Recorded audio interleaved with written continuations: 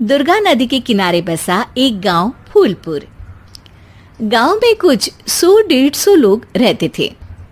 अंजलि, जो कि पास ही के जिले में रहती थी और 12वीं पास कर चुकी थी, उसके पिताजी ने बेटी को जल्दी विदा करने के लिए उसकी शादी फूलपुर गांव के मुकेश से करवा दी थी। मुकेश कभी स्कूल नहीं गया था और इस कारण वो पढ़ा लिखा नहीं था और बाकी गांव वालों की हालत भी मुकेश जैसी ही थी। मुकेश के घर में उसके माता पिता भी रहते थे। सासू माँ, मैं बाहर मंदिर तक जा रही हूँ, आधे घंटे में आ जाऊंगी। अरे अभी कहीं जाने की जरूरत नहीं है, चुपचाप जाके रसोई में रात के खाने की तैयारी करो। और ये घूंघट क्यों हटा लिया है तुमने? क्या पता नहीं कि इस गांव में औरतें बिना घूंघट के नहीं रहती? रात में अंजलि छत पर जाकर अपनी मम्मी से बात कर रही होती है। तभी गांव की 3-4 औरतें उसे देख लेती है और दरवाजे पर आकर उसकी सास से शिकायत करने लगती है। और क्या हुआ? अरे छत पे तो देखो, आपकी बहू मटक मटक के किसी से फोन पर बात कर रही है। दिन भर फोन पे लगी रहती है। अरे कल तो मंदिर के पास वो क्या कहते हैं, सेल्फी ले रही थी। शहर की बहू रखना अच्छा शान की बात है, पर देखना इसके लक्षण से ये तो तुम्हारे परिवार को बदनाम ना कर दे। ये पहली बार नहीं था जब सास से गांव के लोगों ने अंजलि की बुराई या शिकायत नहीं की हो। अब तो ये रोज की बात थी। अंजलि ये सब सुन लेती है। जब वो नीचे जाती है तो मुकेश भी वहां आ जाता है। सास कहती है, बेटा, लोग घर आकर शिकायत करने लगे हैं बहू के कामों की। देख लो, पति हो, संयम से रखो इसे। माँ जी, मैं तो अपनी माँ से बात कर रही थी क्योंकि यहाँ कोई बात करने लायक ही नहीं है और अब मैं माँ के पास ही रहूंगी। वहाँ क्या रहना, वहाँ बाहर के लोग तो ठीक है पर घर के लोग भी इज्जत ना दे सके। अरे नहीं नहीं अंजलि, ऐसा नहीं है, धीरे धीरे सब ठीक हो जाएगा, तुम फिक्र ना करो। अरे बस कुछ बोलना ही नहीं है, सर पे चढ़ा रखा है बहू को। सास मुकेश की नरम बात सुन के वहां से मुंह चढ़ाकर चली जाती है। मैं तो कहती हूँ हम दोनों शहर चले जाते हैं।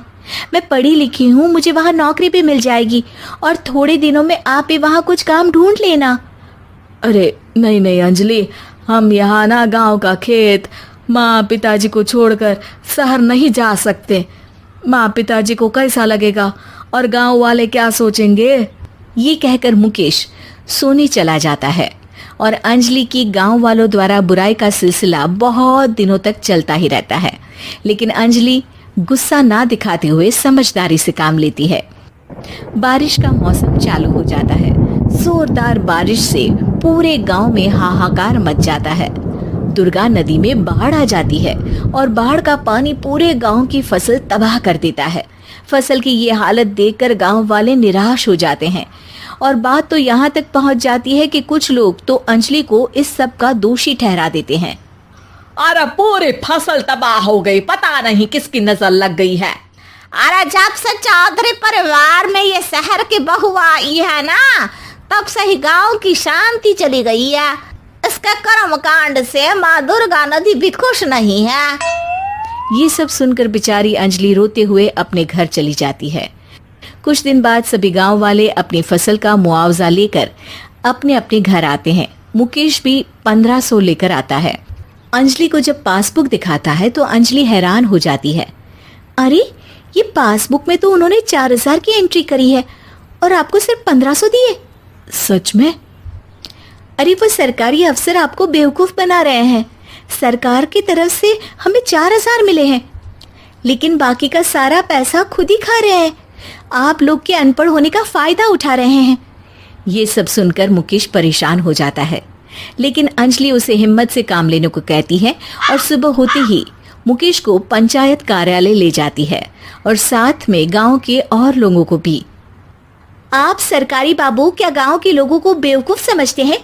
आपको क्या लगता है ये पढ़े लिखे नहीं है तो आप कुछ भी मनमानी करेंगे? ये बेचारे दिन रात इतनी मेहनत करते हैं, ये हमारे अन्नदाता हैं और आप इनके साथ ऐसा धोखा करते हैं। अरे क्या बके जा रही है ये लड़की, किस धोखे की बात कर रही है? अपने कांड करके नदी माँ को नाराज करके हमारा नुकसान करके इसे चैन नहीं मिला क्या? सरपंच जी, इन सरकारी बाबू ने मुझे बेवकूफ बनाया है और मेरे हिस्से के पैसे खुद चट कर गए। बस ये सुनते ही सरपंच वहां से दुम दबाकर भाग जाता है। पता चलता है कि जनपद अधिकारियों ने गांव के सरपंच के साथ मिलकर सबके साथ धोखा किया है। सब लोगों का विरोध शुरू हो जाता है और आखिर में अधिकारी सब गांव वालों के हिस्सों के बचे हुए पैसे उन्हें लौटा देते हैं और कई दिन तक सरपंच गांव में लौटता ही नहीं। अंजलि, तुम नहीं होती तो हम गांव वालों को तो पता ही नहीं चलता कि ये हमें हर बार बेवकूफ बनाते हैं। हाँ हाँ अंजलि बेटी, हमें माफ कर दो। हम सब तुम्हें बुरा भला कहते रहे, लेकिन तुमने ही आज हमें बेवकूफ बनाने से बचाया है। हमें तुम पर गर्व है बेटी। अब समझ आया कि सरपंच तुमसे नहीं, तुम्हारे पढ़े लिखे होने से नफरत करता था। क्यों ना इस बार हम अंजलि को ही सरपंच पद के लिए चुन ले? क्या कहते हो गांव वालों? पढ़ी लिखी सरपंच। बस पूरा गांव अंजलि के लिए ताली बजाता है और अंजलि की सास उसे खुशी से गले लगा लेती है।